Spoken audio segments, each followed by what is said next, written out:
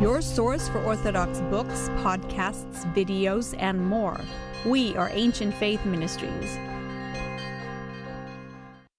He will be a staff for the righteous with which for them to stand and not to fall. And he will be the light of the nations and the hope of those whose hearts are troubled. All who dwell on the earth will fall down and worship him, and they will praise and bless and celebrate with song the Lord of spirits. 1 Enoch chapter 48, verses 4 through 5. The modern world doesn't acknowledge, but is nevertheless haunted by spirits, angels, demons, and saints. In our time, many yearn to break free of the prison of a flat, secular materialism, to see and to know reality as it truly is. What is this spiritual reality like? How do we engage with it well? How do we permeate everyday life with spiritual presence? Orthodox Christian priests, Father Andrew Stephen Damick and Father Stephen DeYoung, host this live call-in show focused on enchantment in creation, the union of the seen and unseen as made by God and experienced by mankind throughout history. Welcome to the Lord of Spirits. Good evening, giant killers, dragon slayers, defeaters of the drow of the Underdark. You are listening to the Lord of Spirits podcast. My co-host, Father Stephen DeYoung, the bane of bobgoblins, is with me straight from the swamp, Lafayette, Louisiana, and I'm Father Andrew Stephen Damick. I first read that as Bane of the Bogomiles. Oh. Which would have been far more interesting. Are you? Have you ever taken I don't know. You'd have to ask Bogomil? them. Oh. Bogomiles, call in. Let us know. How do you feel about Father Stephen? Yes. So, if you even listen. Yeah. Are there any of those around? There must be. I mean, this is the internet age. There's people claiming to be all kinds of things. I want us to have an Eckankar listener. That's what I really want. But I am in Emmaus, Pennsylvania, perched precariously atop the arcane tower of podcasting, hovering dozens of stories above a disused gateway to the underworld. And we are live. And if you are listening to us live, you can call us at 855-237-2346. You can talk to us, and we're going to get your calls in the second half of the show. And Matushka Trudy the Tank Richter will be taking your calls. And tonight, I scarcely have any idea what monological dronings on Father Stephen has in store, but I think it's something to do with time and space again. So we're going full Hegelian this time around, right? The big question, though, is what is it all leading up to? You never go full Hegel. Oh, okay. Never go full Hegel. Can you ever arrive Hegel. at full Hegel? Thesis, antithesis, synthesis. Yeah. A little bit of process, right? You know, maybe a little bit of, divine human integration, that's okay. But no, not full Hegel. Never. Rookie mistake. Oh, wow. Someone in the comments just said, I'm not in Eckankar, but grew up in it. God bless you. That is amazing. What's the sound they make? Hugh. Hugh. Maybe we should have... Her name is McKenna, according to YouTube. Maybe we should have McKenna call in and give us a good Hugh for old time's sake. Yeah. She could write about the sadness of leaving the group and call it Hue and Cry. Wow. Oh, man. There is a whole genre of Eckankar, like CCM. They don't call it CCM, I'm sure. But like you can go on YouTube and they have songs about Mahanta. It's unbelievably corny. So great. Can you lose your salvation in Eckankar? Like, can someone just come up and say, "Hey, Hugh, get off of my cloud"? Wow, good thing she's a former Eck. Yeah. Or what? I'm not sure. I know it's the Mahanta is called the Eck Master. See, we should do it. Of course, we would never get away with it, but it'd be so fun to do an episode about Eckankar. Now I can immediately segue into what the Eck jokes, right? Like, there you go. Nice. Nice. Yeah, but tonight, I debated briefly whether we should just spend 2 hours riffing on whether Dazzler should be a member of the X-Men or should remain solo, but decided instead that, yeah, as you posed there in your original question, how does it all end? Right? Where is everything headed?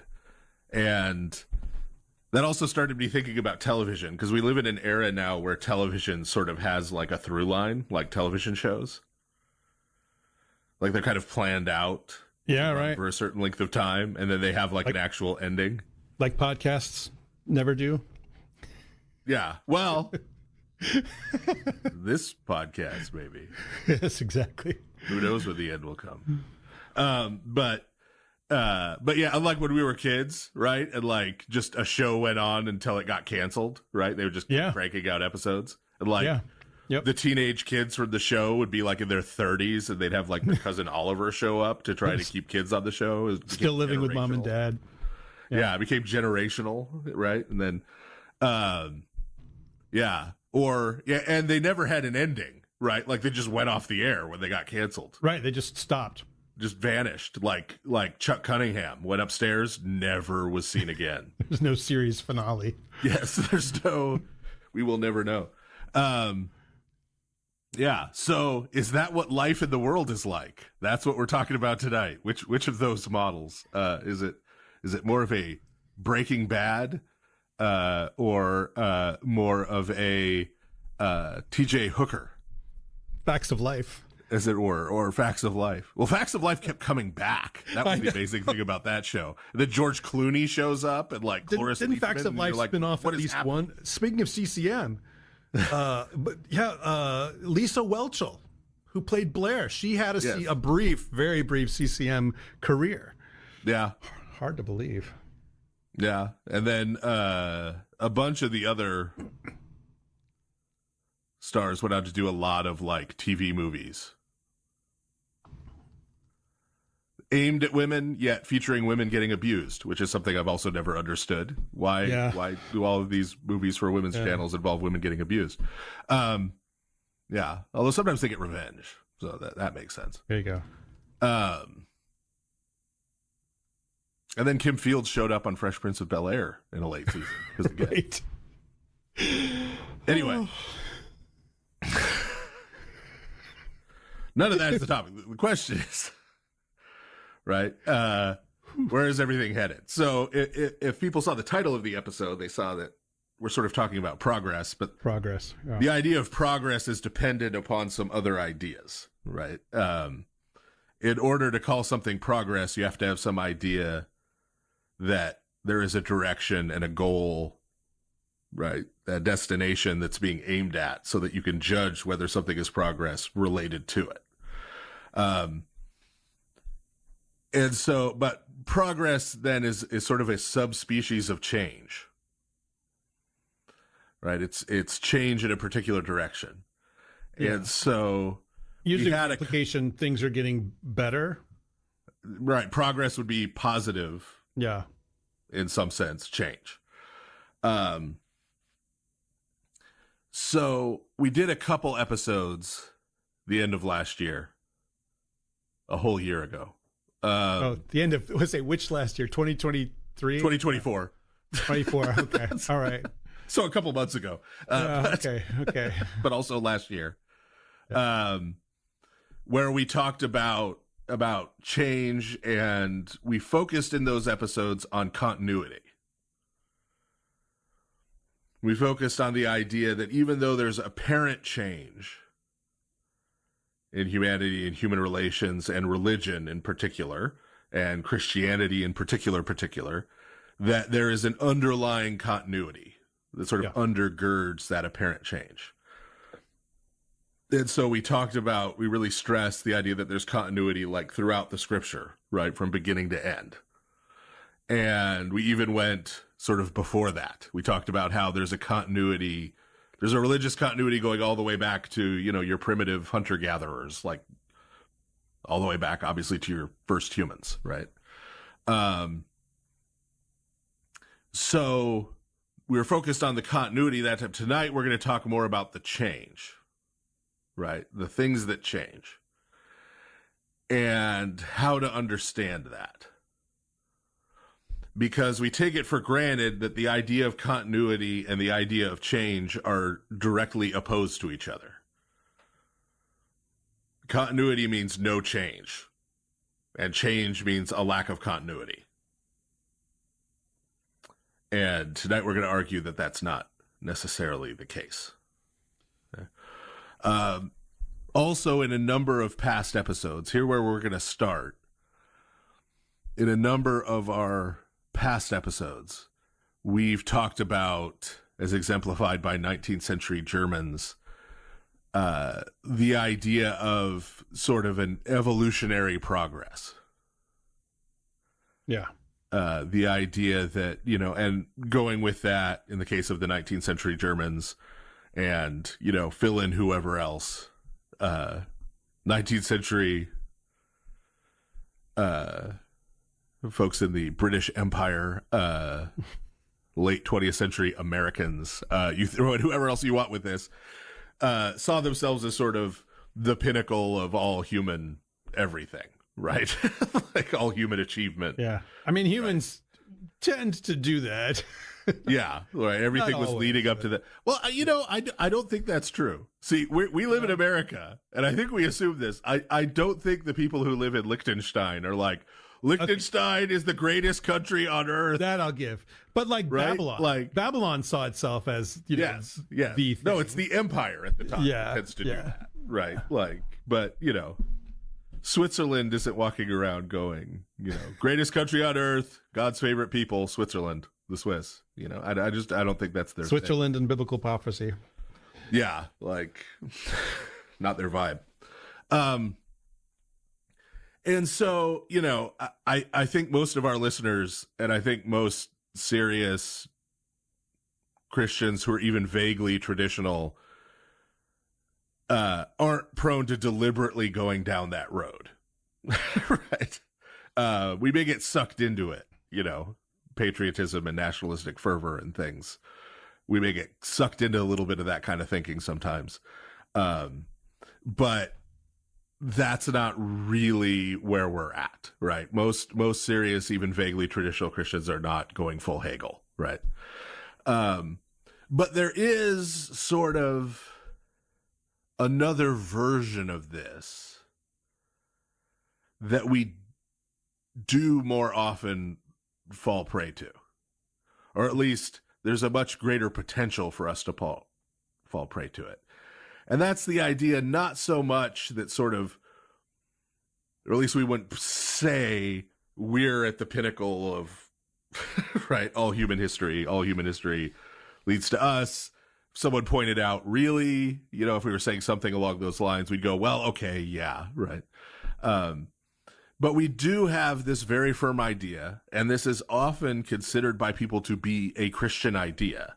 I'm going to argue it's not, right? But it's considered to be a Christian idea that there is to history, to time, to the existence of this world, this creation, this cosmos, that there is a teleology to it. And teleology, of course, comes from the Greek word telos, meaning purpose or end. Right, which, literally means end, but means end in the sense of ends and means. Yeah, I mean, we use end in the same way in English, like that's the end of my day, but also I could say, well, this was my true end, Right. Yeah. Right. Yeah, there's the end of my day was midnight, or there's the end of my day was accomplishing all these tasks, right? Right. You mean the second one of those, right? And this is famously one of Aristotle's four causes, is the final cause, the purpose, right, for which something is made, right? Something's purpose. So tied in with this idea of teleology, this idea of there being a goal, right? That all of history, all of time, space, this cosmos, this world is moving toward a goal, is very much then tied in with the concept of purpose. And that purpose can often be tied in with our ideas of meaning, right? That purpose then, someone might say, is what gives meaning to various things. Okay? Yeah. So sometimes this is laid out, right, when it's talked about, and when it's attributed to Christianity or to quote unquote the Judeo-Christian tradition, whatever that is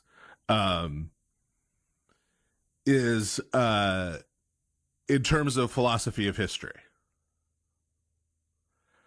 And this is going to sound very crude, but I could show you plenty of books, history books and philosophy history books from like the 1960s that present this exactly this way. Which is that, you know, outside of Judaism and Christianity, or outside of biblical religion, right? They will say that ancient people had a cyclical view of time. Yeah. Yeah. That time of the cosmos just kind of followed these cycles that repeated over and over again ad infinitum, not going anywhere, right? Not necessarily aimed at anything. Whereas they will say Judaism and Christianity, biblical religion, argues that there is a beginning to time and history and space of the universe, and then an ending. And they will say, therefore, now we're going to interrogate this a little, but they will say, therefore, they will say this is linear time. That time, space, the universe, everyone and everything in it are going from point A to point B. They're on a journey from point A to point B. And therefore, there is this teleology. Right? And so then, if you hold to that kind of view of history, then the idea of progress is a natural outgrowth to it, because history, time, everything has this destination point it's headed toward. If you're moving toward that destination, that's progress. Yeah. Right? Yeah, otherwise, it's regress, right? If you're headed in the other direction, right? Away from it. Now, it is true that in order to have a sense of teleology like this, you do kind of need to have, it's difficult to have it without having a beginning and an end.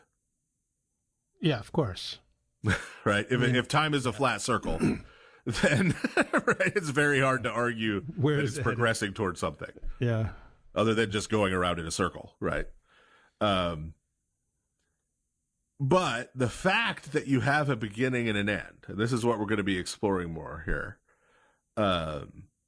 is the fact that there's a beginning to time and to this universe and this world and this life, and that there's an end to our life in this world and to this world itself and this age, right? That does not necessarily mean that it is progressing toward a particular point. Yeah, I mean, like, the piece of paper in my hand has a beginning and an end, but that doesn't mean anything. It's just, it's a fact about it. Right. So it can mean, right, like a book, if it's a decent book, right, doesn't just start at some random point and end at some random point, right? There's a teleology to a book. There's a story that's being told. The narrative is progressing from point A to point B, right? Or if it's a nonfiction book, right, whatever it's describing, whatever it's laying out, right, you start at point A and you move to point B in terms of laying out the whole case or all of the information in an orderly way, right? But a rock, right, is finite, right? But does not in and of itself, the rock does not in and of itself, right? There's not a purpose signified by the fact that this rock is 3 inches in diameter and this other rock is 4 inches in diameter. Right.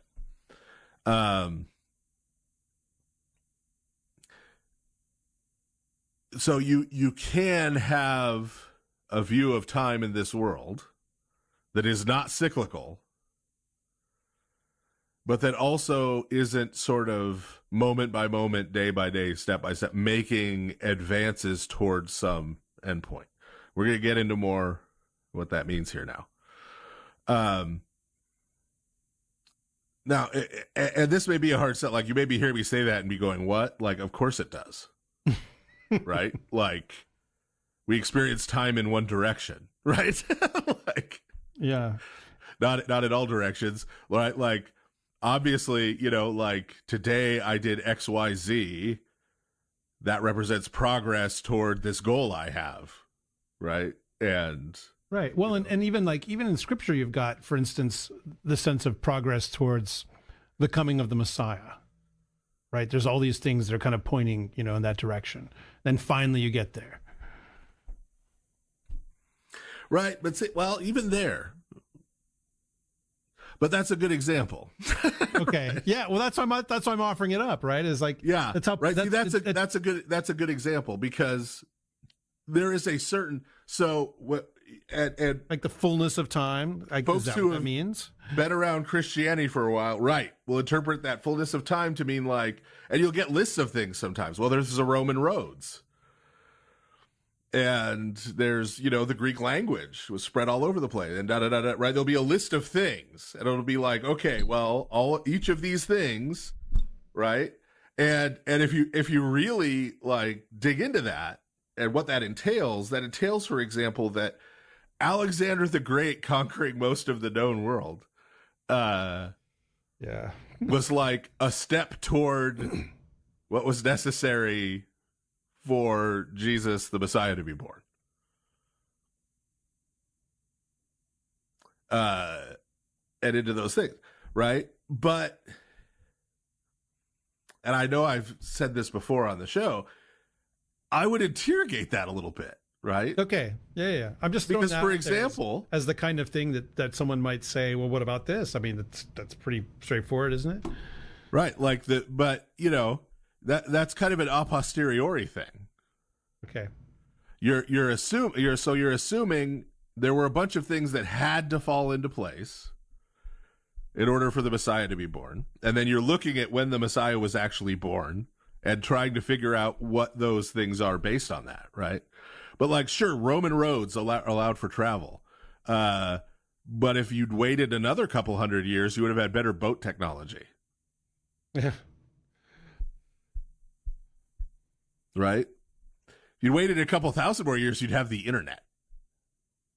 Well, I don't know how well that's going, but right, but you know what I mean, right? Yeah, like, of course, right. Like, we need this technology, we need the Greek language so that the gospel can be spread. It's like, well, you know, could have waited for Duolingo. Translate stuff out of Greek. Like, you could have, yeah, right. Like it sort of begs the question of like, well, but wait, haven't there been things later that were even better at doing that, right? Arguably before the Bronze Age collapse, right? Like, so yeah, when it talks about the fullness of time, when it says when the time was, it basically means when the time was right. Yeah. And then we're trying to sort of come in and read God's mind about why was that when the time was right, you know? But yeah, so that's not necessarily the case, right? That can be the moment Christ chose to become incarnate. It also implies then that if you take that view, that if any of those things had gone differently, that somehow Christ couldn't have been born. Yeah, right. The magic hadn't, you know, the ingredients weren't all together. Whatever. And then our Calvinist friends come creeping back in over the horizon, like, yes, see, so God had to control everything. They rub their hands together, twist their mustaches. Yes, if one thing went differently, right, it couldn't have happened. But yeah, so we the way we experience time and the way we experience our lives, right, we work toward goals. Yeah. Right? And we and our parents and our children and animals and plants, right, are sort of born and then grow to maturity. Yeah. Or sprout and grow to maturity, right? And so, and this is getting at what Aristotle was talking about when he talked about a final cause, right? The final cause of the acorn is the oak tree, right? Like, this is what the will is all about. It's what it grows into, right? Now, of course, then you also have to take into account Aristotle then had, it's on generation and corruption, right? That after things reached that goal, it then withered and died because, of course, he had kind of a cyclical view of everything, right? Like it's this cycle. You grow to maturity and then you decay. But maturity, the kind of maturity we're talking about, right, is not necessarily the same thing as we're talking about, like biological maturity, right? That's not the same thing as purpose. So if you run into a 15-year-old somewhere who thinks, life is meaningless and everything stinks, they're struggling to find a sense of purpose, and you say to them, well, no, you're growing and your body is maturing and someday you'll be 30. That's not going to answer their fundamental questions. Yeah.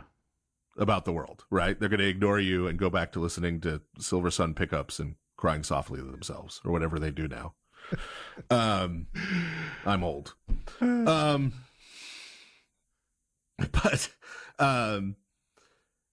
to really have this sense of purpose, we have to understand what you're saying, what we're really saying.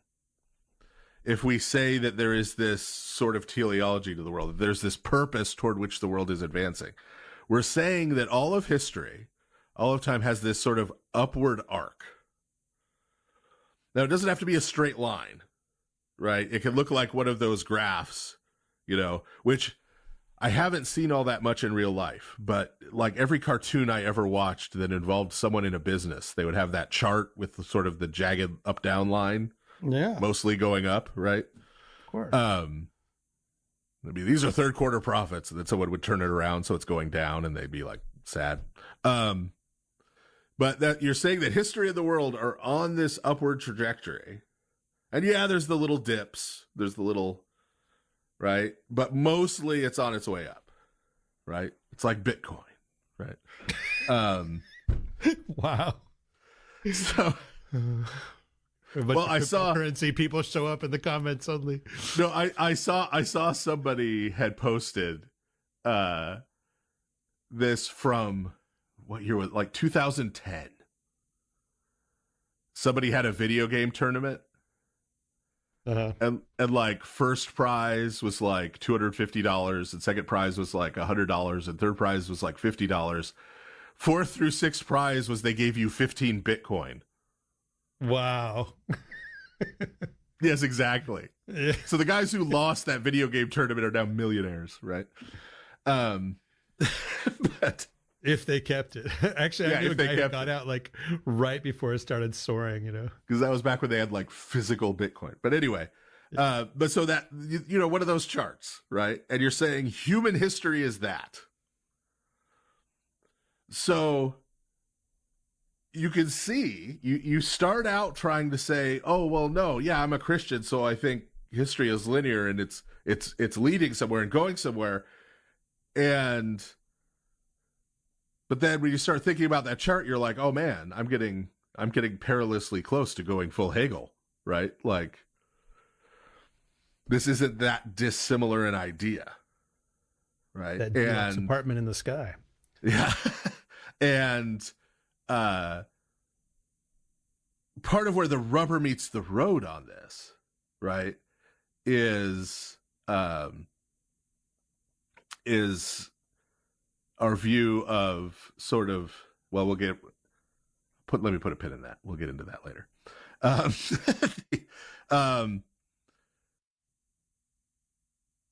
But so, as I said, especially in sort of mid to late 20th century sources on philosophy of history and stuff, this kind of thing is presented as a result of like Christianity. Like, this is Christian thinking. Yeah. Yeah. Over against pagan thinking, right? And I'm going to argue I don't think it actually is. I'm going to argue that actual Christianity, traditional Christianity, historic Christianity, does not actually give you that view of history. That history is this long arc progressing toward this goal where each generation is making more and more progress toward that goal, whatever we want to call that goal. Yeah. The kingdom of God on earth, right?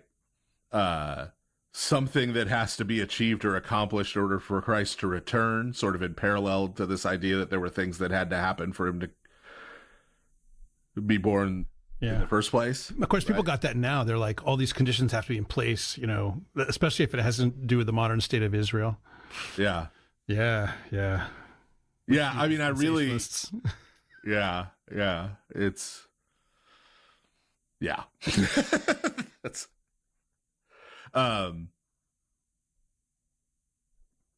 it will be interesting. I don't know what'll happen in the rest of my life or how long the rest of my life will be. But it'll be interesting to see. There could be a great disappointment of a whole new level, depending on what happens in the Middle East, in terms of our dispensationalist friends. Yeah. But yeah, and so I would argue that that's not really a product of Christianity. What that is it's a product of what happens when you take Christianity and you strip away the religion part. You strip away the God part.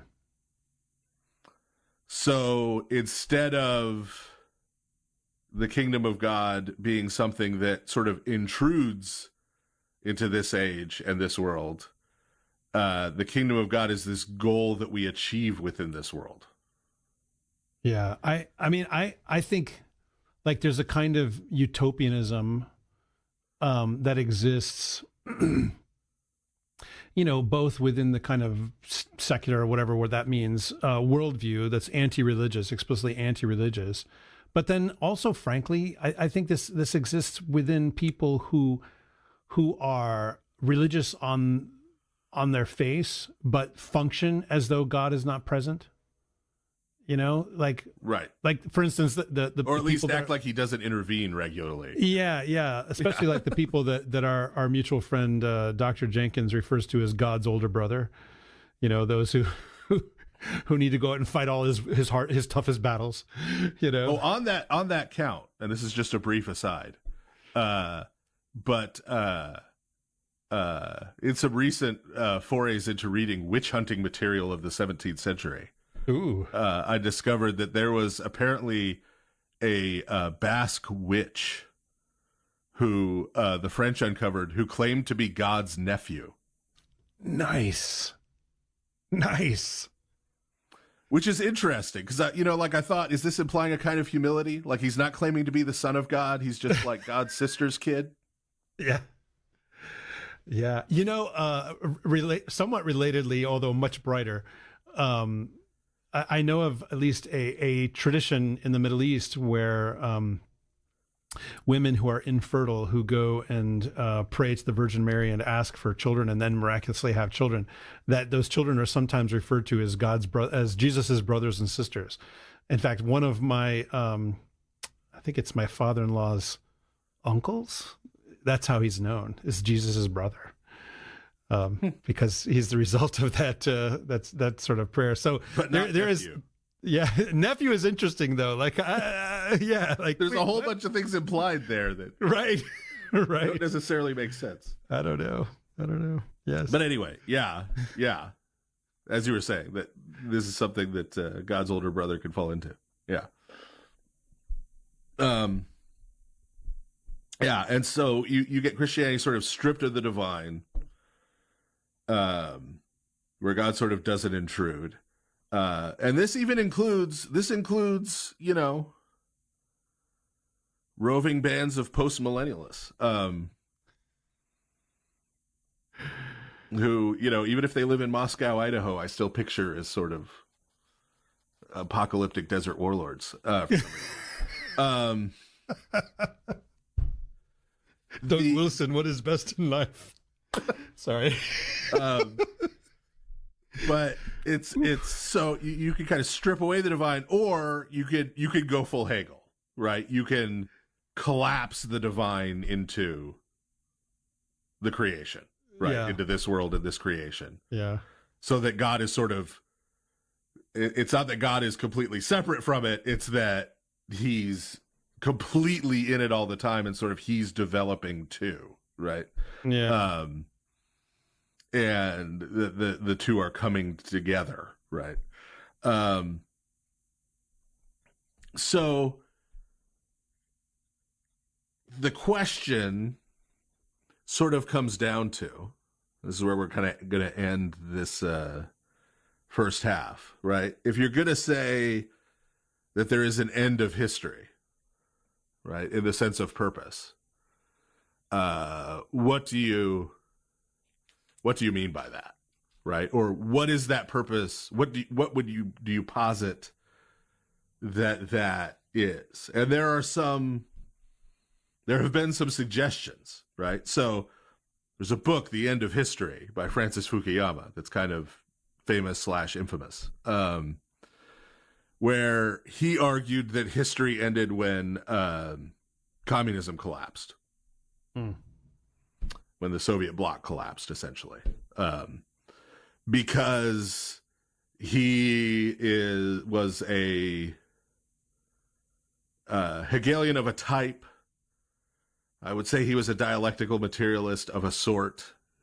You know, I'm not saying he's a full-blown Marxist, but his idea was that what causes history to progress and the world to progress and change is this sort of thesis antithesis thing, right? Which is not Hegel, but a lot of Hegelian types have views that roughly work that way. And so for him, for example, what was causing 20th century history to progress in the world, he's talking about world history, and move forward, was this dialectical relationship between Western capitalism and Eastern Bloc communism, right? That they presented these two, in some ways, opposed alternatives. Them bashing against each other was what was moving things forward. Soviet blocs collapses, pretty much the whole world becomes, you know, late capitalist, neoliberal, paradise or hellscape, depending on your point of view. And so history's over. There's nowhere to go anymore. Nobody can think of any alternatives. This is just it, right? So most folks, I would wager, who are listeners to this show, would not propose that, because that's not their view of history. They're not into the whole dialectical thing. What the kind that comes into Christianity is more the idea that this world, this creation, history is going to achieve some kind of final form. Right? This isn't even its final form, but there is one. And that could take a wide range, right? That could be like a post-millennialist. That could be like the kingdom of God on earth. And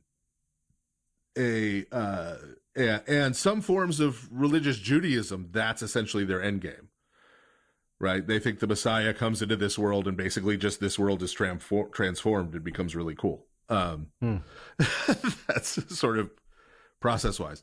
But this could also be completely atheistic. I mean, this could be like technocratic, right? This could be like, oh, well, we use AI and computers to like recreate everyone who's ever lived. Yeah. In the great computer at the end of the, you know, things. Or you could go all kinds of weird robotic police force now. Everything will be great. Yeah. Technocratic simulation theory stuff. You could do that. You can just in general say, hey, you know, just be a straight, like, progressive liberal type and just be like, hey, you know, more and more every day people are realizing, you know, the brotherhood of all of humanity and, you know, the age of Aquarius. Need to finish stripping away these trappings of religion and nationalism and all these things. And someday the whole world will be one and hold hands and buy each other a Coke and live in perfect harmony. I didn't think we were going there, but here we are. Yeah. Apparently you still have neoliberal capitalism because you still have to buy the Coke. Yes. But well, it's just not $50 a bottle like it is in that's true. the future too. Low price. But it's all that there's going to be this sort of but that final form, this is different than the idea, what we talk about in the church, in the Nicene Creed, where we talk about the world to come. Yeah. Okay. Because this is, the world to come is just this world after having achieved certain things. Yeah. And that we make concrete progress day by day in changing this into that. Yeah. It graduates. As opposed to what is actually the traditional Christian view, and which was the view of the coming of the Messiah in Second Temple Judaism, by and large, which is that for us, Christ's return, where we stand now, is going to be an intrusion. It's going to be an interruption. Like a thief in the night. Like a thief in the night. Or as in the days of Noah. Yeah. People will be being married and given in marriage. Right. And I mean, focus on what that means. Yeah. Right. In the days of Noah, there was someone who got married the day before the rain started. Yep. There was somebody who had a new baby, a day before the rain started. Yeah. Right. And then there is this interruption, and then that can come at any time. Right. That's the traditional. That's the traditional Christian view. It's not something that humanity achieves. It's something that God visits upon us. Right. And that's why, and we've talked about this a little bit before on the show, but that's why this idea that like the apostles all thought Jesus was going to come in their lifetimes, and then they had to sort of rearrange all their theology when he didn't. Right. This is where that falls apart, because they thought it was going to be an interruption. Right. They didn't think there were some set number of things that needed to happen, and then boom. Yeah. After all, no man knows the day or the hour. Right. Right. Yeah. Or the month or the year. Right. We have to specify. It's definitely not wily people 1844. out there. Yeah. All right. Well, that's the first half of this episode of the Lord of Spirits podcast. We'll be right back. Father Andrew Stephen Damick and Father Stephen DeYoung will be back in a moment to take your calls on the next part of the Lord of Spirits. Give them a call at 855-237-2346. That's 855-AF-RADIO.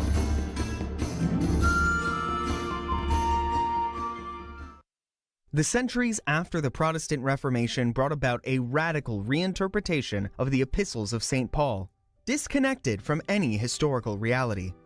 But Paul operated, during his entire life, as a faithful Pharisee within the Roman Jewish world.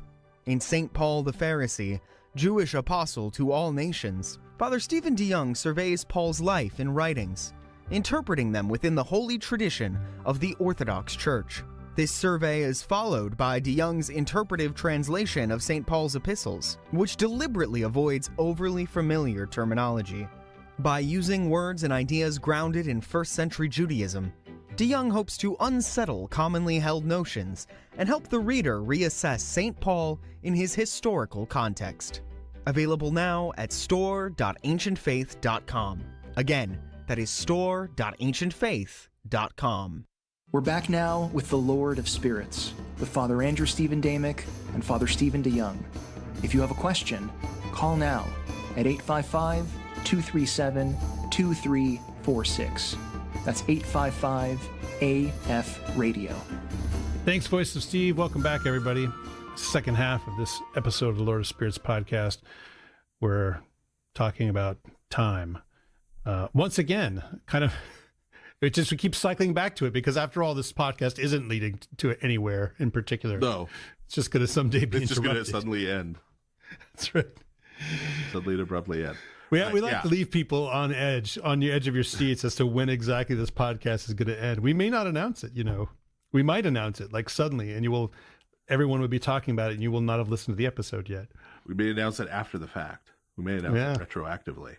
We may say 3 episodes ago was the last episode, just to confuse you. And then finally I will get a lot of hate mail. Now you just get a little. I get a decent amount. They had the commercial for my book, by the way, and I have to say that book is now battle tested. Oh yeah, because when was it? Somebody brought into combat? 2 nights ago, in the middle of the night, I spent 3 hours arguing with intelligent Jewish people about St. Paul. Oh, I thought you were going to say, like, in the middle of the night, you picked up your author copy and had to smash a spider with it or something like that. No, it was like 11 p.m. to 2 a.m. Is this on the YouTubes? With those it is on the tubes. 6 hour session. It was on a live stream in the middle of the night. Yeah, I know. So the things you childless people do. It was a good time for me. I don't know about anybody else, but all right. So since we're not going full Hegel, but thesis, antithesis. Well, no. So where we went in the first half was the idea that there is an end, right? In the sense of ending, right? There's an end of this world, and then there's the world to come, but that is an interruption, right? That is not a goal toward which things are progressing or being accomplished in order to bring it about. And since that's not a goal towards which things are progressing or which we're doing things to bring it about, that means that there can't be progress toward it. Right? So if you think that all of history is going to some final form and you think that final form is, liberal utopia, then, you could be doing things now to help bring that about. Right? Yes. If you're a post-millennialist, right, you could be doing things to try to bring that about. If you're a technocratic type, and you just, you could be working on the AI that's going to someday return everyone to life in the giant mainframe of the future. Right. You could work toward that all those, and you could have a sense of, well, there's progress toward that. And then there's other things that are regressive because they're leading away from that. Right. But if Christ's return is an interruption, then you don't have a sense of, well, we're progressing toward, or not. I mean, we're progressing in the sense that, like, it's a minute closer now than it was a minute ago, like de facto. Right. So, but that's not how we usually use the term progress, right? Right. Not progress toward it as a goal. Well, so that said, right, someone can come to us and say, well, okay, yeah, I agree. You're right. There's no progress. Right? There's no sense of progress. The world began at a certain point. It's going to end at a certain point. That's going to be an interruption. There's no progress. In fact, you know what? I've read me some Ecclesiastes because I don't like being happy. I've been listening to Silver Sun Pickups. Wow, that's the second reference that. and so, I there is, as it says there, there's nothing new under the sun. It's just the same old stuff, right? Vanity of vanities. Yeah, same old stuff.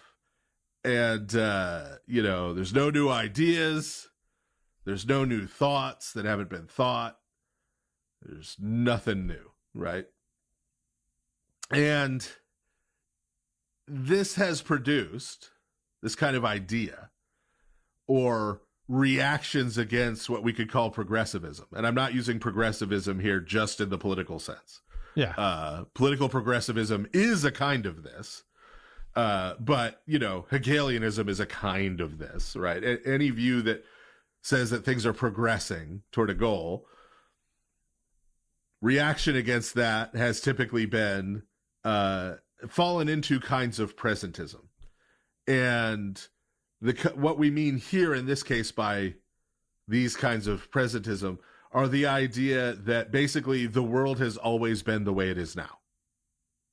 Yeah, I mean, and people say this, obviously most people don't say that in the sense of like, we have the same technology we've always had, but often that, well, people have always been this way, things are not getting worse, kids have always disrespected their parents, every generation thinks that the next generation is more degenerate, all that basically kind of stuff. see the world the same way. We basically, as Neolithic hunter-gatherers, we basically, right.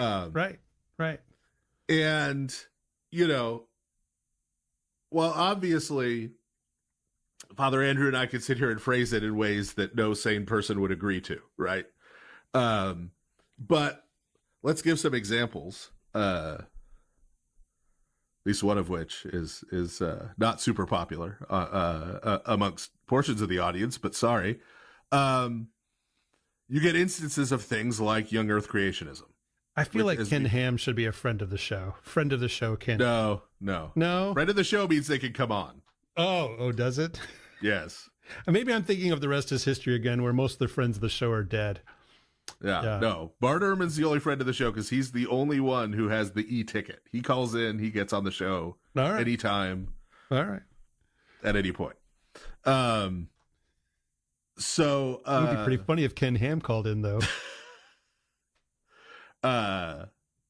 Young Earth creationism is a form of modernism. Right. As we've said before on the show. Irritating a lot of people, but it's true. Why is it a modernism? Why is it a kind of presentism?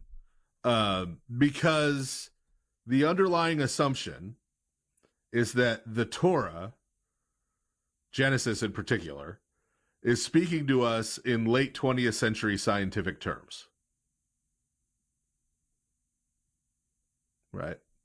And this isn't just young Earth creationism. People who take a quote-unquote day-age view, also a modernism, also making the same assumption, right, that Genesis is speaking in late 20th century scientific terms. Theistic people who say that the text is teaching theistic evolution, same thing. They're saying that the text of Genesis is speaking in late 20th century scientific terms. All three of those and plenty of other related views are all forms of modernism because they're all making this assumption that this text from Moses back in the Bronze Age is communicating to us in 20th century scientific terms. We're going to get into this a little more deeply later, but why would it be specifically 20th century scientific terms? Because we are the end of history. Right. We're the purpose of history. Which is a certain irony. Yes. Right? Because the folks who hold to this are trying to get away from the idea of progress. Yeah. But have been kind of taken captive by the same idea. And this is true in general. When you take reactionary positions, you end up defining yourself by what you hate. Yep. And falling right back into it. Yep. But also, and again, I'm not going to say who said it. Father Andrew knows, but I'm not going to say here who said it. But one of the dumbest things I've ever heard in my life. That's why I keep coming back to it. The fella at a major European conference who said that the bishops at the Council of Nicaea should have voted to abolish slavery. Insert dum dum dum dum dum. So the as if, and we've mentioned this on the show before, as if the bishops there could have just taken a democratic vote to completely transform the mode of production for the global Roman economy. Yeah. I mean, bishops definitely have that authority. Yes. And could conceive of something to change it over to, right? We're going to abolish slavery and we're going to go to what? Capitalism, socialism, fascism. Yeah, there you go. Anarcho-capitalism. Yeah, there you go. Anarcho-capitalism. There'd be whole patristic texts that start with "You have two cows." Yeah. First of all, you own your body. Yeah. So, right. Like, what would they have replaced it with? What alternative economic structure did the bishops of the church in the beginning of the 4th century have in their heads, and where did they get it? And why didn't they write about it? That they could have voted and just installed, right? this is ridiculous, right? This is assuming that, again, they thought about things the way we do, right? And that they weren't living at a particular time in a particular place within an economy, within particular things. And of course, there's an extension of this, right? Which is the argument that we commonly get from atheists and skeptics and those kind of folks who will say, like, the Bible should have abolished slavery. Yeah. Right? Or the Bible should have taught, equal rights for women. Or nowadays, right? Not back in my day, but nowadays, Pepperidge Farm remembers. But nowadays, your usual panoply of whatever the gender and sexuality nonsense is for this week. I'm looking at you, Gen Alpha, bunch of gender accelerationists. Have you heard there's now Gen Beta? Like, apparently that exists now. Well, that's sad, man. I know, right? Because doesn't that imply that they're like, Gen Alpha is like the dominant one? I know. Right. I don't know. Yeah. I can't keep up. We'll have to see how that all pans out. I imagine there'll be a lot of us shaking our fists and going, kids these days. Yeah. Right. But somehow, because we know today that X, Y, and Z is right. It's current year. Yeah. That, and we're right, of course. And so that means if Bible's really from God, then Bible should have taught this. Yeah. Right. Now, at least one of those is valid, right? Like abolishing slavery, good thing. Yes. Right. And equal rights for women, depending on how we define that, and how the treating women like they're actual persons. Yes, right. Depending on how that's all worked out, also can be a good thing. It can be taken in some other weird directions too, but right. But the fact that there's a valid point there doesn't mean that these are ideas that were thinkable at the time that these biblical texts were written. Yeah, I mean, as we would put it now, those were not a thing. Yeah. There wasn't a way to refer to that. It just wasn't, it wasn't on the table. Right. It's not like they're walking around going, slavery is great. This is the best. It's slavery was everywhere. Slavery was ubiquitous. No one had an idea of another way to structure a labor economy without slavery that would function. Yeah. Because it's not just a question of, well, we need slave labor. It's also a question of how do you handle debt? Right. Because a lot of slavery was about debt. Right. And how do you handle education and apprenticeship and like a whole, that's why I've said about the Council of Nicaea, you're talking about just abolishing slavery. You're talking about completely remaking the economy of the whole world.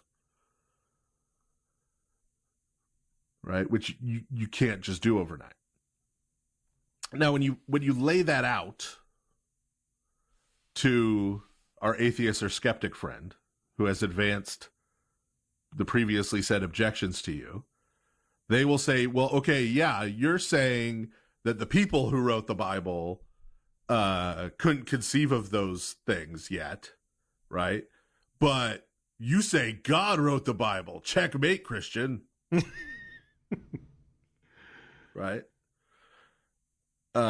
And so first part of the answer to that is kinda. Yeah, it's a divine human, project. Humans wrote the Bible. Humans wrote it. And the Holy Spirit guided and inspired what they wrote. That's what the church has always taught. Basically, because that's what St. Peter says. Yeah. That's what the church has always taught, right? So it's not that, Fourth Ezra aside, it's not that, St. Paul went into a trance or, lost 45 minutes of time. And when he came to, in front of him was the original copy of the Epistle to the Romans. Right. we've never thought that's what happened, right? We've never thought. Now, I think I've mentioned on the show before, and I know, and the reason I'm bringing this up is not to make fun of the person I'm talking about at all, but just to point out how people from a certain background, this idea rubs them really badly the wrong way. When I was first studying Greek in my undergrad, and first reading the Greek New Testament, I had a friend of mine who was from what we would now call, it wasn't really called that at the time, because this was, again, long ago and far away, what we would now call an IFB, Independent Fundamentalist Baptist kind of background. Yeah. King James only. And Women I said, well, what's pants. been really interesting is seeing the different writing styles of the different authors. And he got angry and insisted I was wrong, I was lying, that wasn't true. Because for him, if that was true, then that meant the Bible wasn't written by God. Right? So I know when we say that, right? No, the Bible was written by humans, right? There's certain people from certain backgrounds who are probably going, "Yee!" Right? You know, they're like, what are you, a liberal? Right? But that, again, that's not what Christianity has historically taught. It's written by humans who are guided and inspired by the Holy Spirit in what they wrote in those particular texts, by the way. Right? Yeah, like, not every single thing. Yeah, if we find St. Paul's grocery list, like, that's not inspired. We're not adding it to the Bible, right? Like,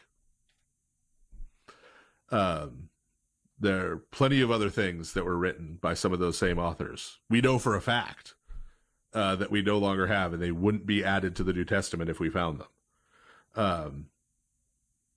So there's this human element, right? There is this human element. And yes, it is hypothetically true. It is hypothetically true that, you know, God could have explained particle physics to Moses on Mount Sinai. Yeah. Right? I would not say that would be impossible for God to do. Right.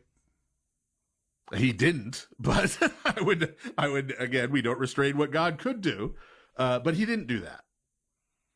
Right? Or string theory, or, the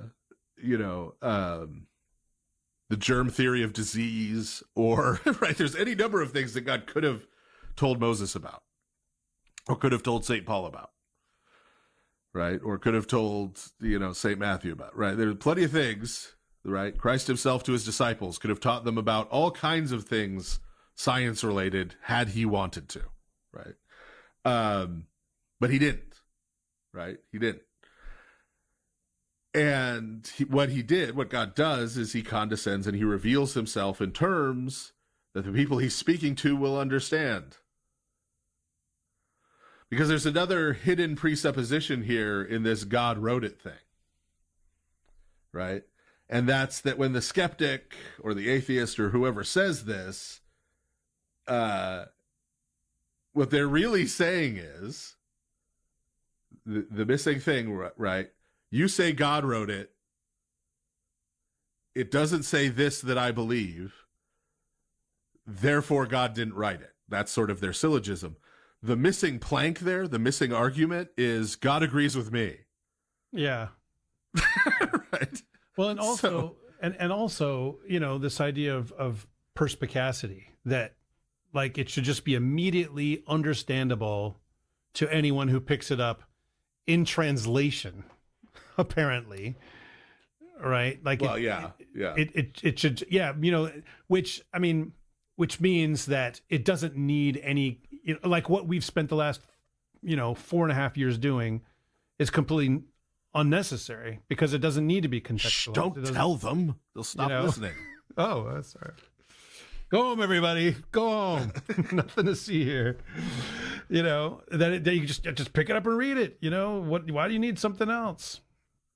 Right. Yeah. Yeah. But so they have this idea that, right, like, so God holds to 21st century bourgeois liberal social values. Yeah. Or ought to. Right. Yeah. I don't want to believe in a God who doesn't agree with me. Yeah. Or right. God, That's a lot of what comes down to that. The way things really work, as God understands them, is 21st century science. Yeah. Right. Although usually it's, late 19th century science as interpreted through memes. Well, yeah. But that he'd be right with us. And this falls apart on their own principles, right? They don't have to agree with us about anything. Their own principle is what? They're progressives. Right? They believe in this idea of progress, that things are heading somewhere, right? Well, if there's progress and if things are heading somewhere, then I would assume, according to their own view, that in the 25th century humans will look back at 21st century humans and say, oh, look at those ignorant savages. Yeah. I mean, just think of how we think of, 16th, 17th century humans. They'll look at our social values and say, yeah, how primitive, how horrible, how hateful and spiteful they were and unenlightened, right?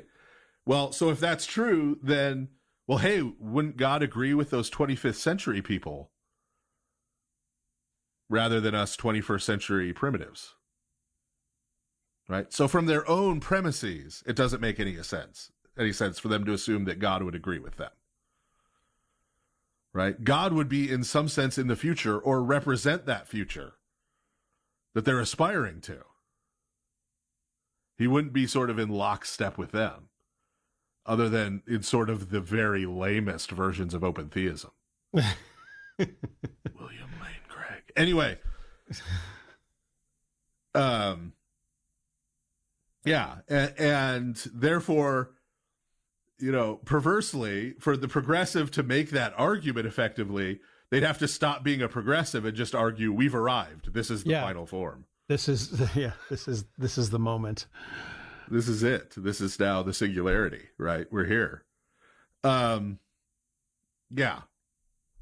And so what we're saying to counter to that, right, is no, God reveals himself, God speaks to people, God communicates to people in terms they understand as a Bronze Age person, as an Iron Age person, as a Roman, as a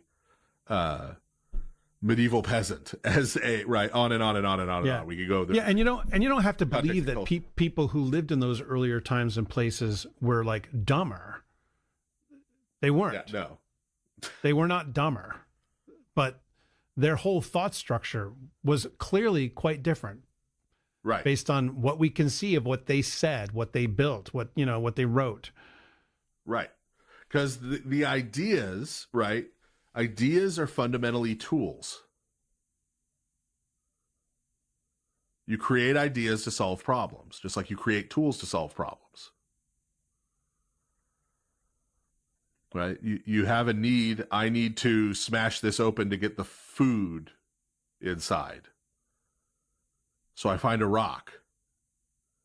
Right? And maybe if I find a sharp rock, that helps. So I find ways to sharpen rocks to help me, right? And you develop technology, right? It's tools. Same thing with ideas. Right? Same thing with ideas. You come up with an idea at some point in Lydia, right? They said, we've got this great barter economy going with caravans and everything. Maybe if we had some kind of tokens, maybe metal tokens, that we used as a means of exchange, that would facilitate this process and make it more efficient. And lo and behold, we now have currency. The idea of currency comes up. But currency doesn't get invented in the Neolithic period because there's no need for it. Yeah. That tool isn't needed. So it's not that there was some change in humans and they got smarter so that they could come up with the idea of currency. It's that they found themselves in a new situation where they had a problem that could be resolved by this tool, and so they come up with the tool. Yeah. But we're now living in a different world where we have different ideas and different tools. And the revelation of God that we have in scriptures or the church fathers or in the church councils or on and on and on is enmeshed in all of these different historical contexts before us. And so this is why Christian ministry and teaching in every age has always involved recontextualization. Yeah. Right. Taking what is communicated in that other context and now reapplying it to our current context, hence preaching. Yeah, I mean, which ironically, the vast majority of Christians who believe in the perspicacity of the Bible have sermons. Like, why don't you just have... They're kind of long and in-depth. Right. Like, why don't you just have literacy classes to make sure everyone can read and then just hand out Bible? Yeah, rather than 45-minute, explanations of, Yeah. But this is what most of the patristic literature we have is. It's essentially homiletic. Yeah, it's contextual. Sermons and letters. Applications in particular contexts to particular people, times and places, which means that just like the scripture, it needs to be contextualized for modern applications as well. Yeah. And there's good ways to do that. There's bad ways to do that. Which we've talked about all that continuity, the continuity, which is the good ways. Right. At length before. Yeah. St. Paul writes Galatians because in the region of Galatia, there are people showing up in churches trying to get non-Jewish Christians to be circumcised. Okay. That's not a problem I have faced here in my parish in Lafayette, Louisiana. No Jewish people have shown up in my parish trying to get people to be circumcised. Oh, that's good. Okay, so does that mean, okay, well, I guess I don't have to worry about Galatians. No.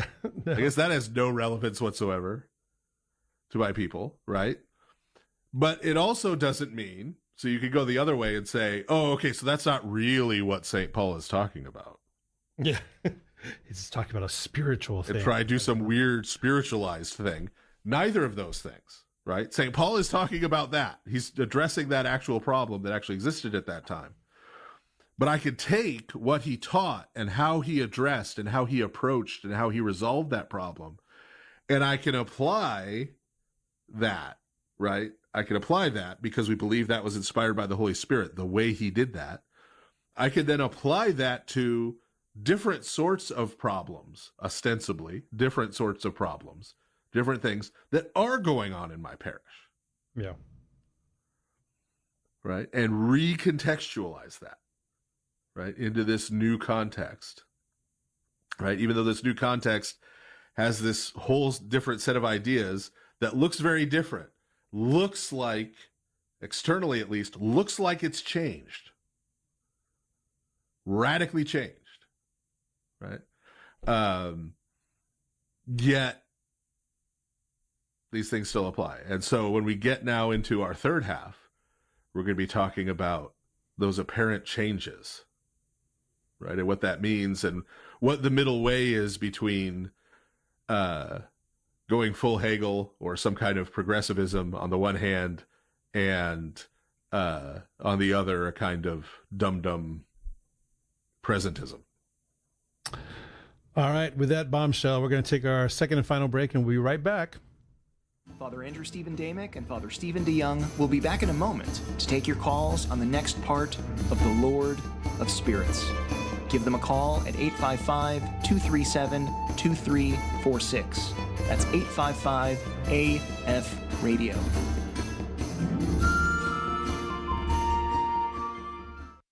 People often complain that the Divine Liturgy is always the same, week after week.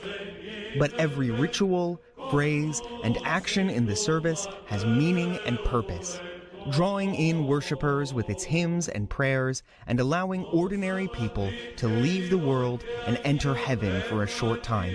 In the new book, Blessed is the Kingdom, Father Stavros Akroterianakis, a longtime parish priest, offers reflections on the text of the Divine Liturgy of St. John Chrysostom to help readers learn to pray the liturgy and to understand and appreciate the mystery that unfolds each time it is celebrated.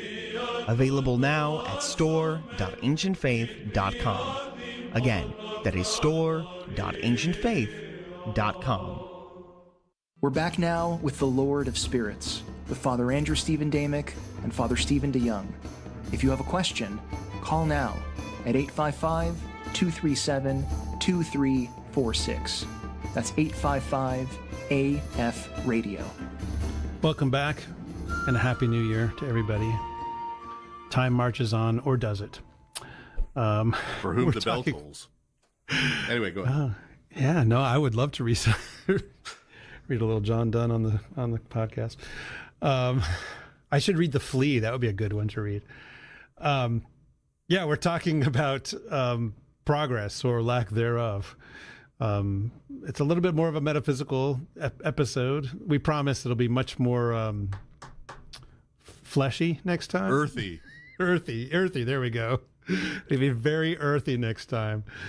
You'll just have to wonder what that means. Go ahead and tease them. Okay. We're going to talk about ritual impurity. Bodily functions. Bodily functions. They're Secretions of all kinds. Parental advisories galore. Yeah. So, but this time we're a little more head in the clouds. Yeah. You're gonna be like, man, could we go back to that egghead stuff? This is getting creepy. But so where were we? Are we anyway? All kinds of places you didn't know you wanted to go on this show. As a matter of yes, I know. It's the problem with live radio is you can say whatever the heck you want, and I have to delete it later. Yeah. That's why you got to listen live, because half my jokes are gone by the time the recording. Just don't know which half. Yeah. And since we have been speaking of Hegel, I have to say, the movie Nosferatu, the only thing I think that could have made that movie even better would have been if they had just had Willem Dafoe straight up playing Hegel. He's basically playing Hegel. But if they had just gone ahead and said, this is George William Friedrich Hegel, would have been sort of the chef's kiss on top of the movie. But you haven't seen it, of course. So No. You never will, I don't No, think. So I will not. Despite many scenic depictions of Romanian Orthodox life. I know. I'm just too tender-hearted.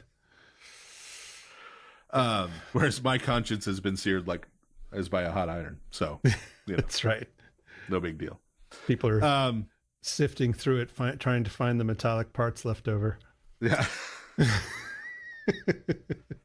Blind as Brit. So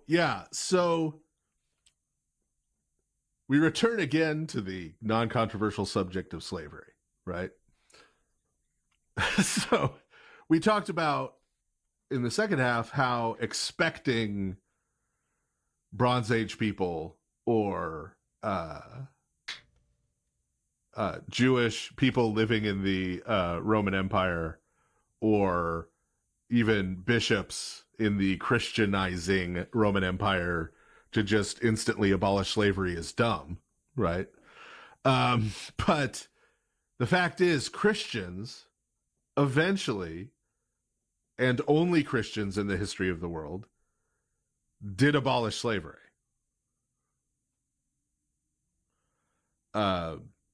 The only societies in the history of the world that have abolished slavery have been Christian ones. Yeah. I mean, I would probably add this wrinkle to that, which is, a lot of non-Christian societies now have, but I think it's probably under pressure from a world order that has become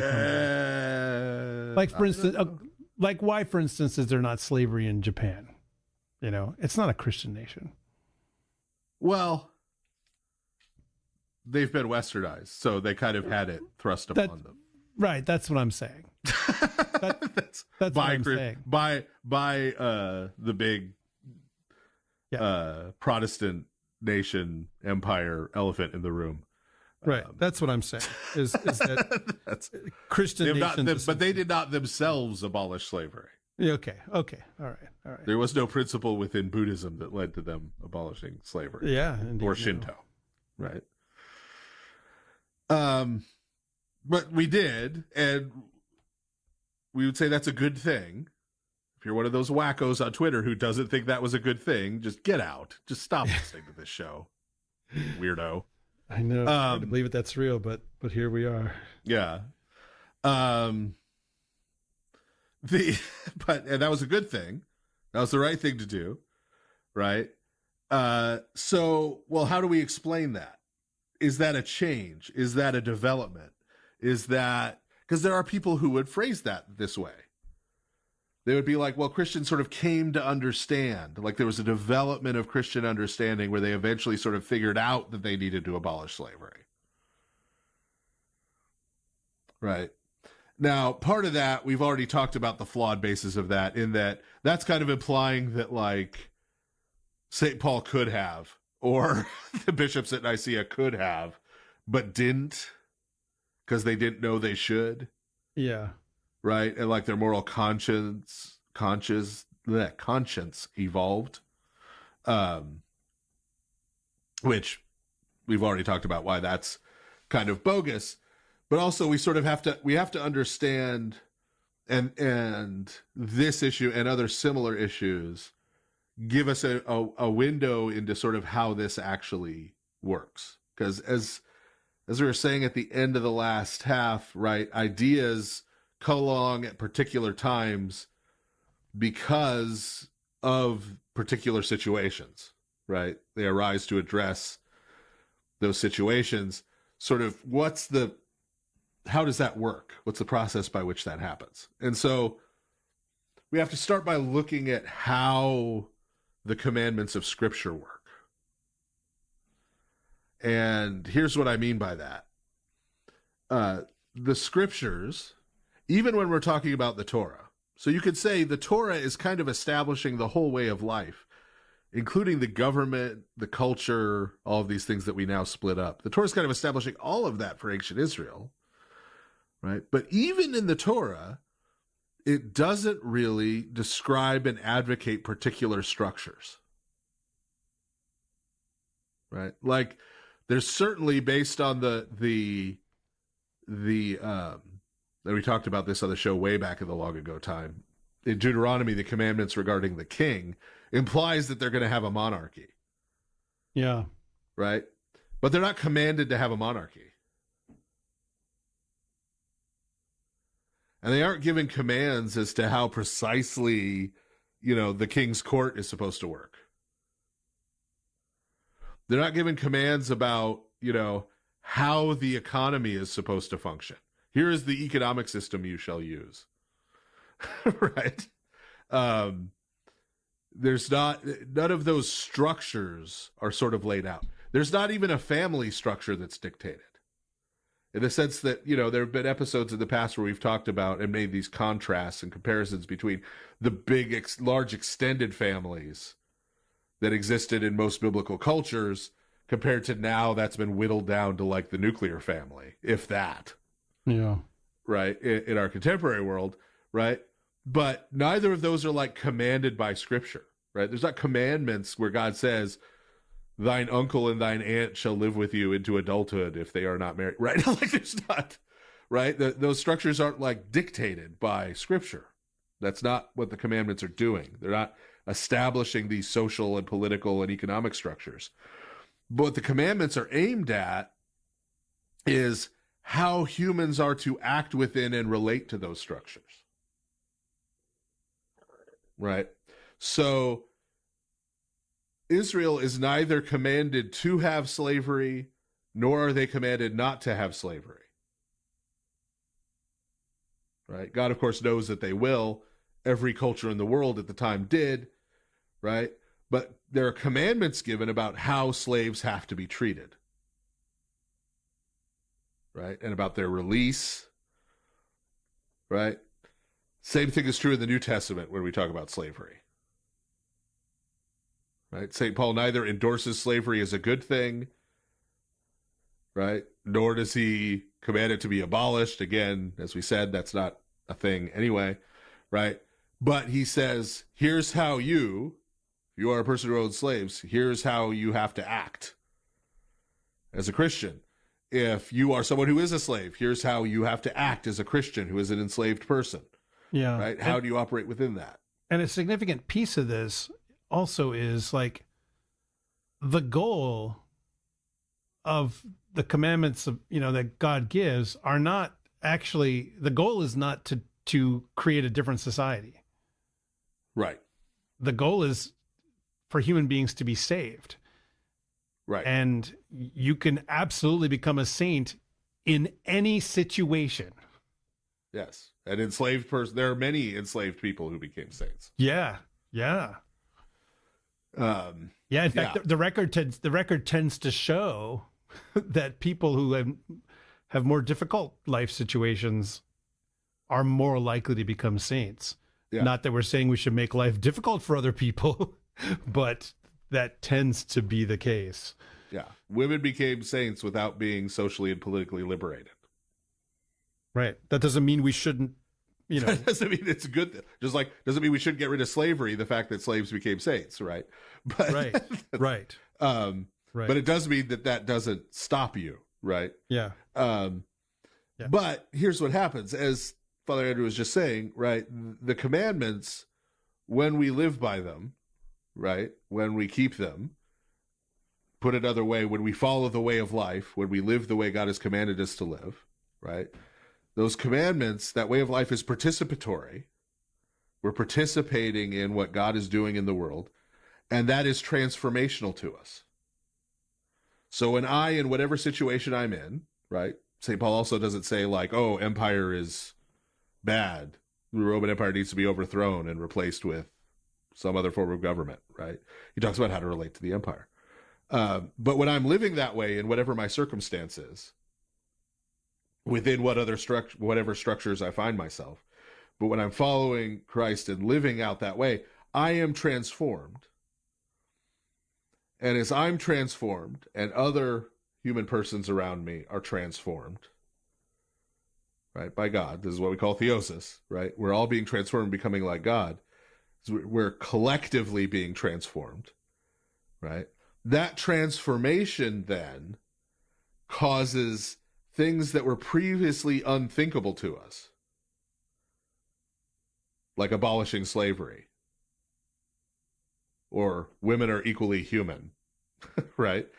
Those things that were previously unthinkable to us become thinkable collectively. And other things that used to be thinkable to us become unthinkable. So as the Roman Empire is transformed by Christianity, pederasty becomes unthinkable. It was a societal institution that people praised and glorified in the Greek and Roman worlds. Right? And by the time you get into the Christian era, they won't even use the term pederasty. They use a different Greek term that means defilers of children. Right? That becomes unthinkable. What had been a social institution. Right? And abolishing slavery, St. Gregory of Nyssa looking on Pascha at the people in his congregation who still own slaves and telling them, you are a Christian, you have to release your slaves. That becomes thinkable. That becomes an imperative. Right? So, yes, St. Paul never says abolish slavery. But if a Christian is living the way St. Paul directed them and guided them to live, the transformation produced by that is going to cause them eventually and collectively to abolish slavery. Right? Because there is this transformation. Right? And then at that point, you pass a law. Right? At that point, the structure gets changed. And why does the structure get changed? The structure gets changed because you have to deal with the people who have not been transformed. Yeah. Right? The people out there who haven't been transformed by Christ, we now have to change the structure so that they do not continue in the thing that is unthinkable to us now, that still remains thinkable to them. Right? That's after the fact. And as we've talked about a lot on the show, but not recently, we haven't really talked about, I feel like early on in the show, we talked about this constantly, and less so maybe now. But humans are participatory beings. You got to serve somebody, right? You're going to participate in a spirit or spirits, even if you don't believe spirits exist. Yeah, because, I'm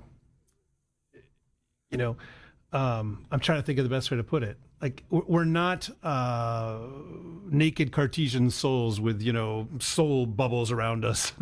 Like, you're gonna be involved. Like, there's no way to not be involved. Right. I was just thinking earlier today, actually earlier this evening, about the spirit of Florida Man. Think of how many people participate in Florida Man. On everybody's birthday, there are several. Right. Yeah. And so the Holy Spirit, as we're promised by Christ, will lead us into all truth. And what that means is what we're really describing tonight, now in this third half, right? But the Holy Spirit is not the only spirit that humans participate in. Yeah. And whatever spirit you participate in, that's going to transform you in one direction or another. Good or bad, never indifferent. Yeah. Right? And so if you're being transformed by the Holy Spirit, you're going to be led into all truth, in the sense that all of the truth will become thinkable to you. It will make sense to you.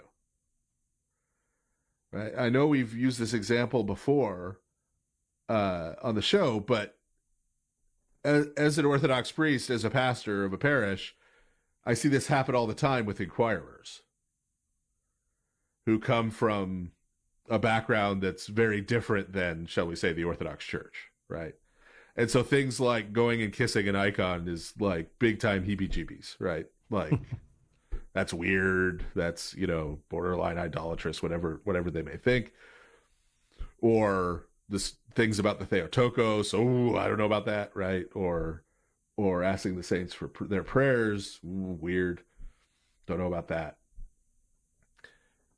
But as they come and inquire and come to the church and begin to worship with us and begin to kind of live an Orthodox way of life, at some point it just clicks.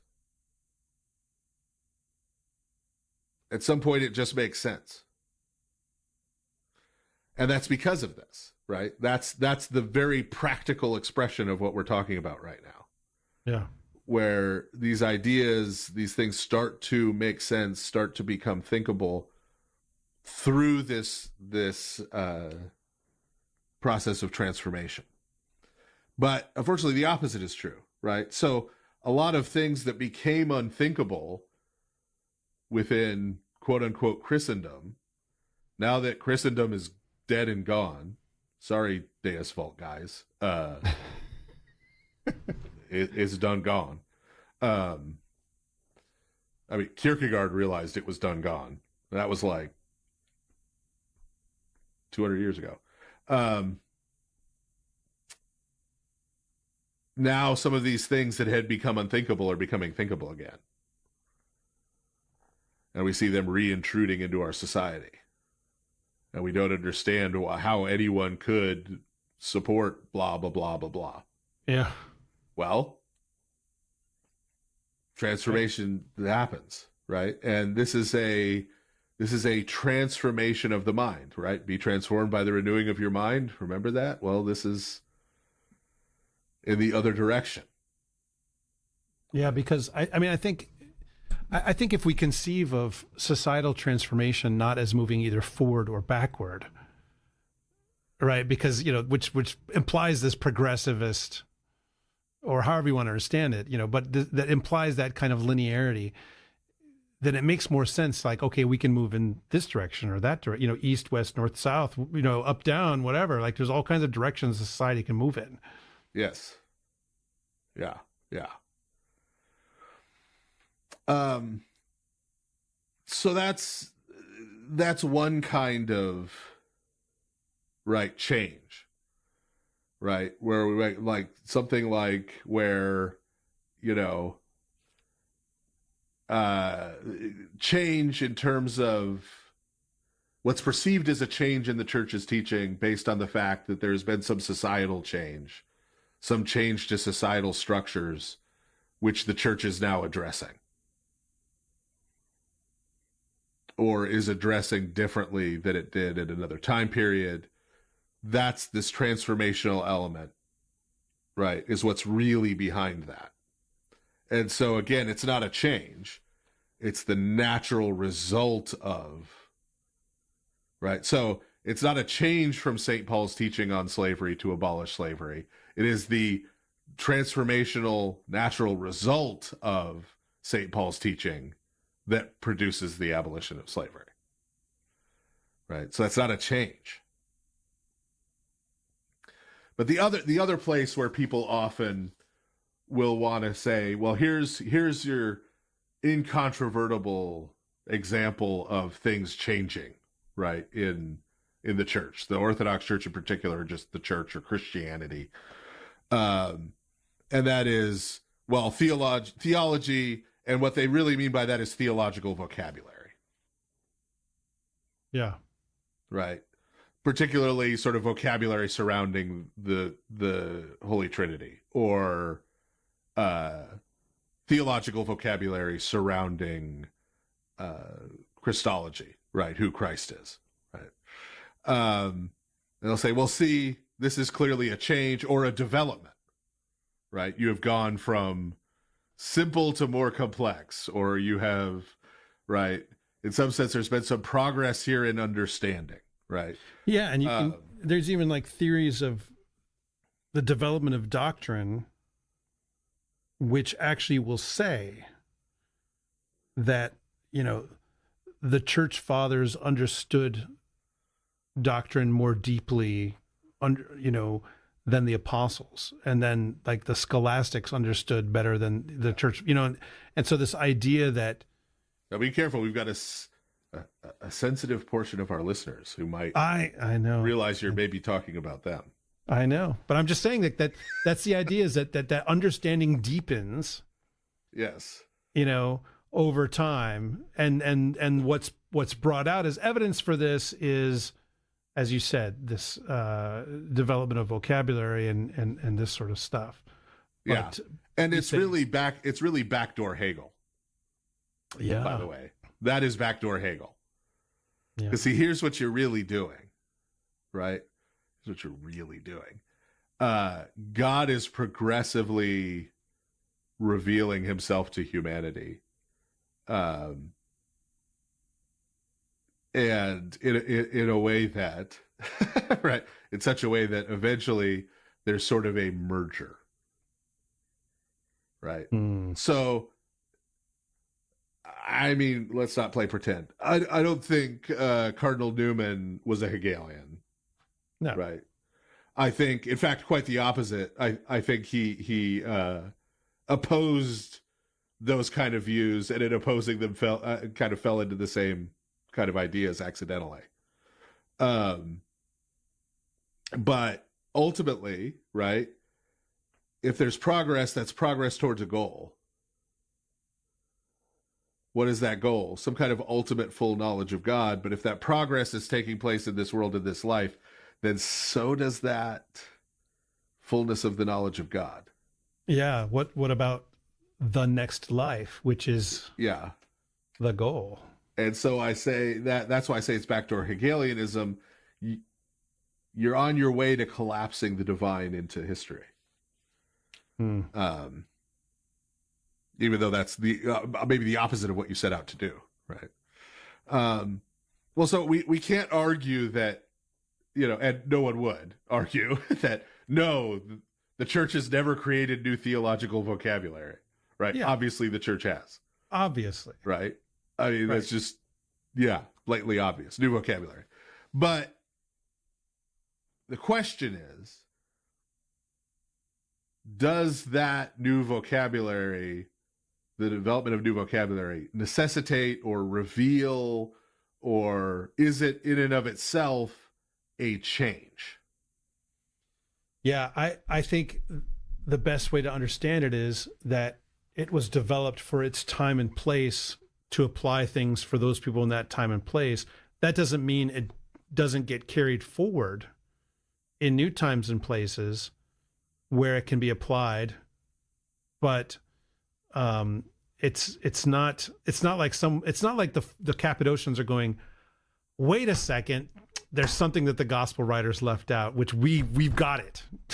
Yes, now we know, Yeah. Yeah. And if we go into sort of how language functions, we can get at a little more of that. Like what are you doing when you create new theological vocabulary?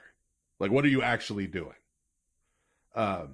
Because as you just said, we're not saying that what they were doing was, Eureka, I now understand God in a way that no one before me has, right? No. Yeah. That's not what they're doing, right? So what are they doing?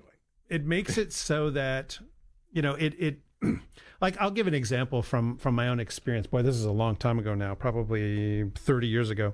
When I first got to university as an undergraduate, I went and got a job at the local theater, as you know full well, Father Stephen, that I did that. And I was asked right when I was ready to work my first call. And when I say theater, by the way, boys and girls, I mean theater, not movie theater. How dare you, in fact. Cinema. The cinema, yes. You walk to the board, sir. And, I began working my first call, and one of the supervisors on the call said, have you done this kind of work before? And, I had done it in high school. I had done community theater. And so I thought, of course I know what I'm doing here, And so he said, okay, great. Could you just do this, and this? And I didn't catch 80% of what he said. And so I had no idea how to interact with all the equipment that was around me based on what he said. And then he could see the look on my face that I was, some 18, 19-year-old git who thought he knew more than he did. And he said, okay. And then he, began teaching me the vocabulary that he was using. And then I was able then to interact with this 3D world of theatrical equipment and experience it in a way that I could immediately grasp it, right? Like the language bridged that gap for me so that I could make use of it, interact with it, and then, make things with it. And that's what allowed. It's not that that 3D world suddenly became different, but I saw it differently, and I thought about it differently, and I interacted with it differently. I didn't just see it any longer as, okay, there's a series of things hanging from that. I knew what each one of them was and how they functioned and how to use them and all that kind of stuff. And so that's what the development of the language. Now, it wasn't new vocabulary at that moment, but it was new for me. Right. And we've all had experiences like this where like you gain a set of vocabulary and you're able to connect with something in a way that you didn't before. Right. And that's because as we've talked before, and again, this was more probably early on in the show, about the different the elements that influence sort of the phenomenological world, the world that we live in, right? The world of our experience being language, music, art, and ritual, right? Language is one of those. Just one. Right? But so language is one of those, though. So when we're dealing with language is shaping the way we experience and interact with the world around us, right? It can't actually change the world. Sorry, modern progressive Americans. Language. Yeah, you just because you use different nouns or pronouns or whatever doesn't alter the thing. Yes, I can call this wall a hallway. I still can't walk through it. Yeah. Right. I can. Right. It doesn't. You can't change the underlying reality. You also can't change other agents in the world. By agents, I mean humans, animals, spirits. God himself, obviously, is the ultimate agent. By me calling someone something else or referring to them in a certain way or describing them in a certain way, that does not somehow enslave them to my description or to my language. Right. It affects how I see them and how I interact with them. Yeah. Right. But they remain free. Right. Yeah. I think sometimes that we believe in magic almost, like if you say the right words, that will alter reality. Well, I mean, if you're Kenneth Copeland, or Oprah, yes. It's been a while since we took a shot at any word faith people. That we need to do that. Yeah. Now it can alter your experience of the world, right? The experiential world in which you live. It can change that. Yeah. Radically. Yeah. You can feel deeply different and even see things differently. Right. But the objectivity of the world itself and the freedom of other agents in the world is unaffected by it. Yeah. You can fantasize all you want that your favorite celebrity is in love with you. They're not. They'll have you arrested. Right? That's right. So you must participate in my warning of all of our listeners in advance. Yes, for those of you who recently saw Steve Guttenberg on television and, relived a lot of those 1980s admirations or whatever you had for him, he's not into you. He's just not. Yes. No matter how many times you show up at Dave Letterman's house, you are not his wife. Yeah. So that's not right. And the way that language does call you this, back. we have this idea that language can be used both positively and negatively. But really, most positive descriptions in language, and this is especially true applied to God, but true in general, but especially true and applied to God, most positive descriptions end up being circular, right? Here's what I mean by that. So if I say, okay, God is all loving, that's a positive description. I'm describing a quality he possesses, right? But then you say to me, well, what does it mean to be all loving? What does it mean to truly be all loving? The only answer I'm ever going to really be able to give is, well, that means to be like God. Yeah. So if I say God is all loving and to be all loving means to be like God, that's a circle. Right. I'm not actually saying anything. Right. But that same statement, if we understand it in a negative sense, right? Meaning God is all loving, and I mean that in the sense that, right, he doesn't hate, right? That his love is not weak and fickle like human love, right? In those negative senses, now it's a true statement and it's substantively saying something. Yeah. But that's in a negative sense. And most importantly, it's in a sense of distinguishing or differentiating God's love from other things that are called love. Or distinguishing God from other things, right? Or distinguishing God from things properly, since God is not a thing, right? He's not a thing in the world. And so these words and new vocabulary is a way of making new distinctions, right? And those distinctions can be important. Those distinctions can rule things out. They can separate the truth of who God is from other lies about who God is, truth about who Christ is, from other false conceptions of who God is, by making these distinctions, right? But the distinctions don't change who God is. Yeah. They don't redefine who God is. Yeah. God is right. God. Now, they can affect your experience of God. Absolutely. Which is why heresy is bad for you. Is bad, and why we try to rule it out, because it will affect your experience of God, meaning it can affect the world you live in. It can affect your pursuit of salvation as a person, right? It doesn't change who God is, though. Yeah. And so the purpose of the language there is being used to make a distinction, and a distinction that is important to you and your experience of God, you and your relationship to God, you and the working out of your salvation, right? but it is not a definition or redefinition of who God is. And even if it were, it would have no effect on him. Right? On the actual God who exists.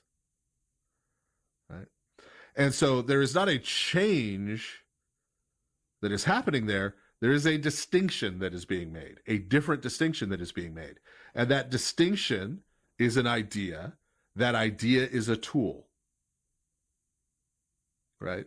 And so the church fathers at various points, right, experience, hey, there is this problem. There are people who think of God as XYZ, or who think of Christ as XYZ. And maybe we're even teaching that to other people. This is having a deleterious effect on them finding salvation because it's not true. It's not who God is. And therefore, we will now come up with this idea. We will create this tool, this distinction, which we will use to fix that problem, which we will use to correct that misapprehension, right? And remove this obstacle to people working out their salvation, right? To people coming to know God more deeply. We remove it by using this idea and this tool. And so the idea, the tool, comes about when the need for the tool arises, the need for the distinction arises. But again, the new distinction, the new tool, doesn't change reality.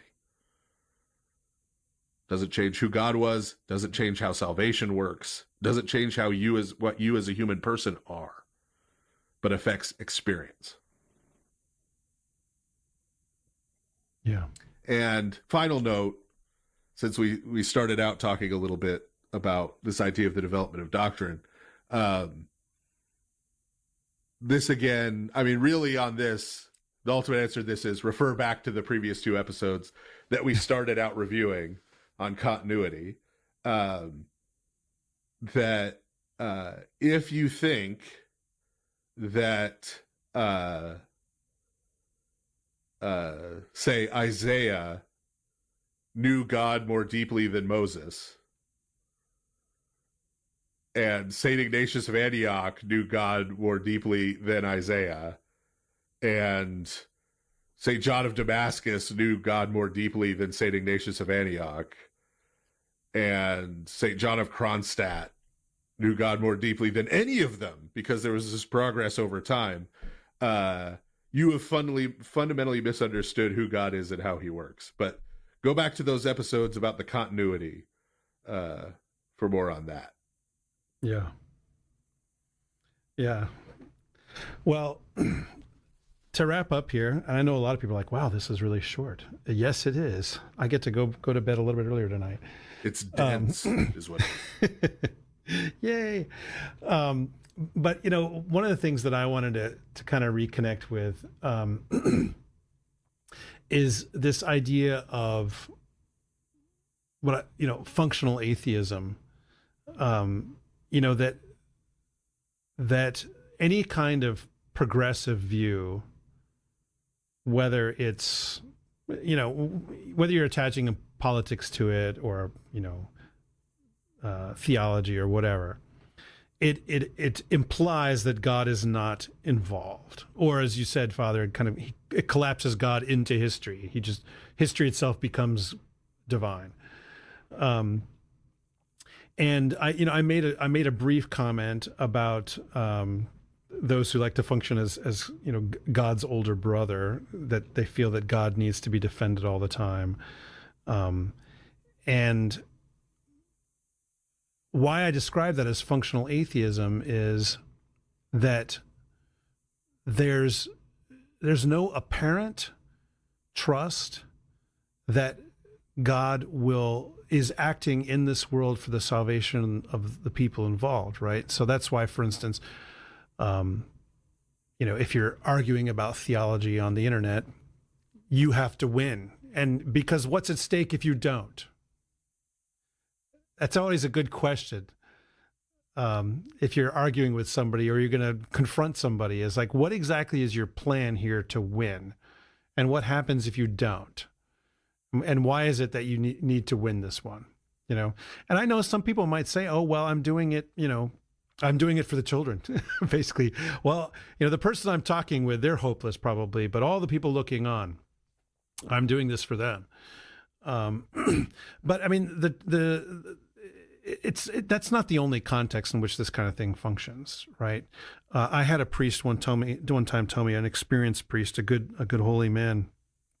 He said that a saint one time told him, because this particular priest, actually, I'll just tell you, if you check out my Orthodox Engagement podcast and check out the interview I did with Father Nicholas Paulis, he met multiple canonized saints. So worth listening to that conversation because of all the things he has to say. But one of the saints that he met, I can't remember which one it was now, he told him that he needed to spend a lot more time praying, that his emphasis when people around him were not doing what they should be doing should be prayer and not pressure, which that's super hard, although in some ways actually way easier. But it's hard. I'll say, like, as a parent, it's hard. If your children aren't going the right direction, or doesn't look like they're going the right direction, it's hard, not to pressure them, like, do what you're supposed to do.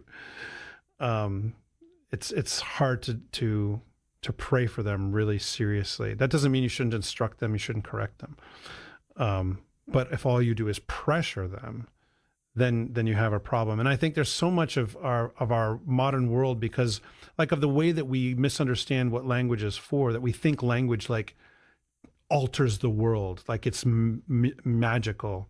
Like there's a reason that word faith theology has become big, especially in the last several decades, I think, is because of the way that we understand language now. If we can pressure people, shout people down, cancel people, whatever, then I don't know what. Then what? Some kind of utopia is going to arrive, or maybe I'll just feel better about myself because I shouted down the bad guys, or whatever. I don't know. But again, it's functional atheism. God is not involved, so it's on me. I'm the one. I'm the chosen one. I'm the Messiah. But I'm not, and you're not. And if there are things that God has told us to do, but if we're not accompanying it with prayer, then we're not doing it right, because one of the greatest commandments is to pray without ceasing. And so whatever situation we're entering into, particularly ones where people around us are not doing what they should be doing, which, by the way, that's me too. Each one of us is not doing what we should be doing. But, one of the hardest things in the modern world is to be surrounded by people who are not doing what we want them to do, which, of course, in our minds is what they should be doing. We have to really learn to pray for them and believe that God is at work in the midst of all of these situations. We have to, because if we don't, then we really are kind of functioning like atheists. And an atheist is not necessarily someone who doesn't believe in God. Actually, there's a lot of people who believed in God over the history of humanity that have been called by saints atheists. And they didn't mean that they don't believe in God. They mean they're without God. They're functioning without God, because that's what the word in its most literal and original sense means, is someone who's without God. And so my charge for everyone, especially myself, because I'm lacking in this, absolutely, is go in with God. Don't be an atheist. Be a, metatheist. I don't know what that might mean, but yeah, I'm using it very literally. Be with God. Go in with God and believe that God is actually going to do much more of what's needed than probably I think, I can accomplish what's needed. That doesn't mean I'm not supposed to act. I have to follow the commandments. But it's not on me. Like, I'm not the one who's going to bring about a utopian world. And in fact, bringing about a utopian world is not the goal of the Christian to begin with. Doesn't mean that we shouldn't try to transform ourselves, our families, our communities, and so forth. But we do it by living the commandments and by doing what has been given into our responsibility to do. So that's one of my takeaways from this evening's conversation. You heard it here first, folks. Father Andrew has created metatheism.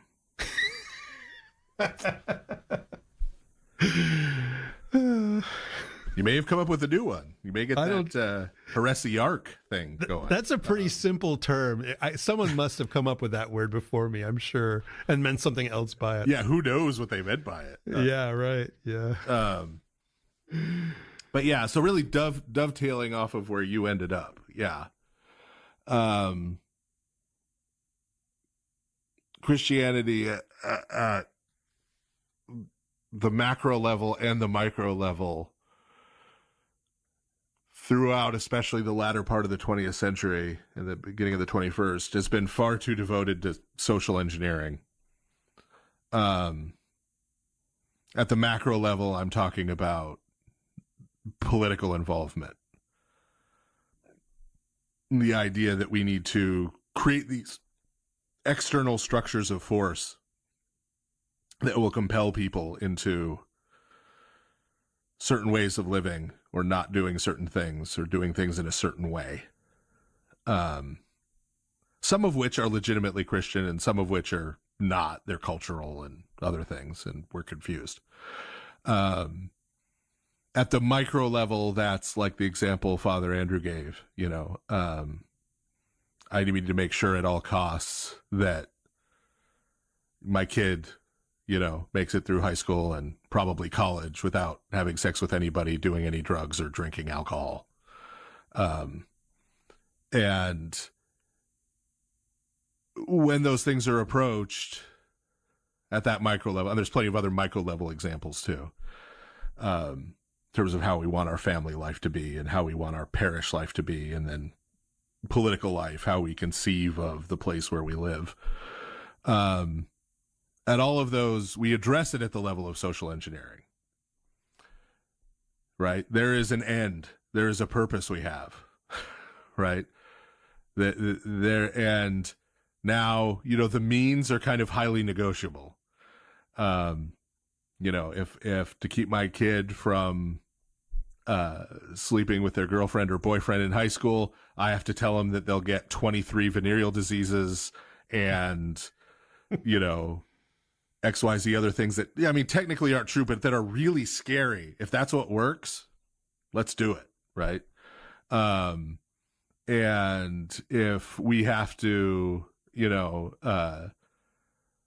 tread over a few people's souls and drive people away from hearing the gospel from the church in order to force their external compliance with certain elements of Christian morality at the political level, so be it. The number one problem with that is, how's that working out for you? Which is badly. It doesn't work. But then secondly, even if it did, it's not really accomplishing what we really want to accomplish. Because what we really want to accomplish is, if you're a parent of kids, you want your kids to know Christ throughout their lives. That's what you really want. Those other things are actually secondary to that. And you want your parish to be a godly, thriving parish, and you want your family to be a godly, thriving family. And you want to live in a place surrounded by other people who are following Christ, right? Or that at least, makes it conducive for you to follow Christ, or at least leaves you free to follow Christ, right? That's what we really want. And you don't get that by this kind of external social engineering, by trying to force it, or cajole it, or use language to redefine it, or salesmanship, right, with slogans. Or using people's angers or baser impulses, inciting those and exciting those to get them on your side. The only way you get there is day by day following Christ, following the commandments, as Father Andrew talked about. Day by day being transformed yourself. And when you do that, and you do that while getting around other people who are doing the same thing, as we said, that forms out from you into a community that's being transformed. And then at a larger and larger level. Right? It would be better to live in a culture where abortion is unthinkable than to live in a culture where abortion is outlawed. Where there's no abortion because nobody wants one.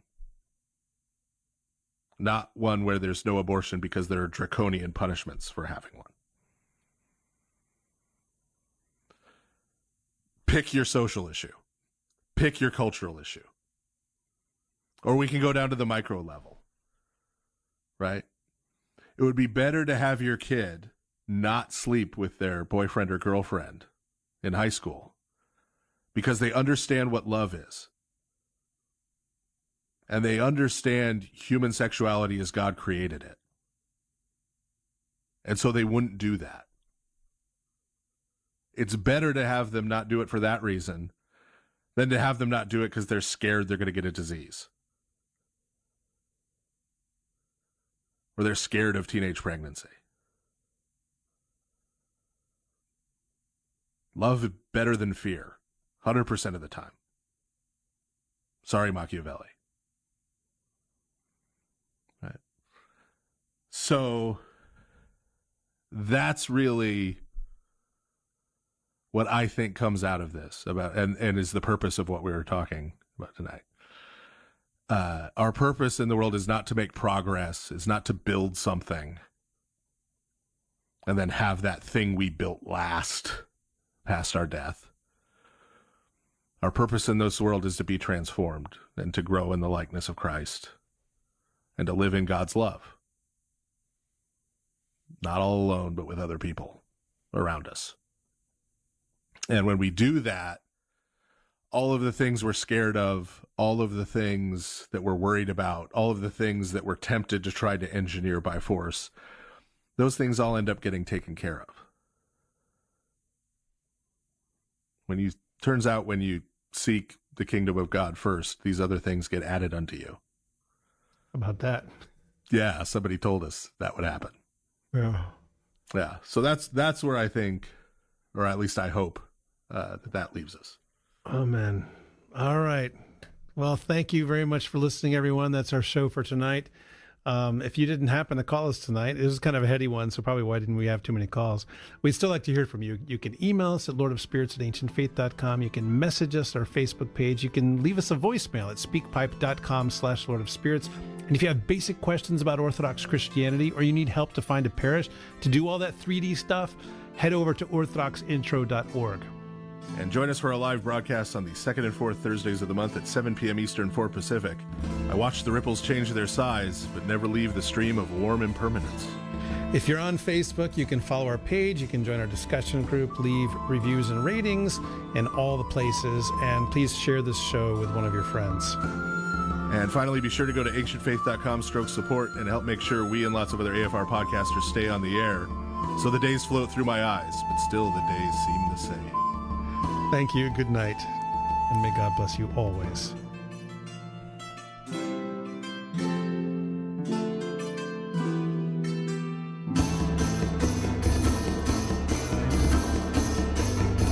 You've been listening to The Lord of Spirits with Orthodox Christian priests, Father Andrew Stephen Damick and Father Stephen DeYoung, a listener-supported presentation of Ancient Faith Radio. And I beheld, and I heard the voice of many angels round about the throne, and the beasts, and the elders, and the number of them was 10,000 times 10,000, and thousands of thousands, saying with a loud voice, Worthy is the Lamb that was slain to receive power, and riches, and wisdom, and strength, and honor, and glory, and blessing. Revelation chapter 5, verses 11 through